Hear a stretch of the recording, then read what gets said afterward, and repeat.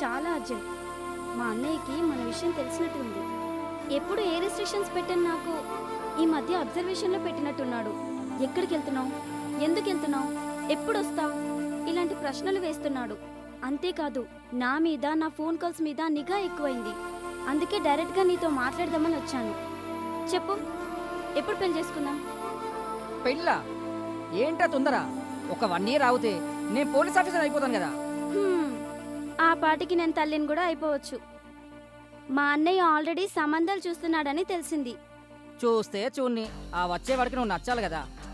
అంటే నేనంత చెండాలంగా ఉంటానా? ఛ, నా ఉద్దేశం అది కాదు. నాకు తెలుసు, నీకు నేనన్నా, నా అందమన్నా చాలా చులకన. ఎందుకంటే ప్రేమంటూ నీ వెంట పడుతున్నాను కాబట్టి. అబ్బా సుష్మి, ట్రై టు అండర్స్టాండ్ మీ. నువ్వు చాలా చాలా అందంగా ఉంటావు. I love you so much.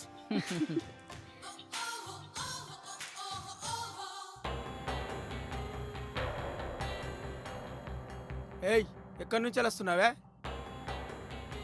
వాడేం మంచోడు కాదు, నిన్ను ప్రేమ పేరుతో మోసం చేస్తుండు. అన్నయ్య, అతను చాలా మంచివాడు అన్నయ్య. నీ ఆస్తికే ఎసరు పెట్టాలనుకుంటున్న స్వార్థపరుడు. 1 సంవత్సరంలో పోలీస్ ఆఫీసర్ అవుతాడు. అయినా నాకు ఆస్తి అవసరం లేదన్నయ్య.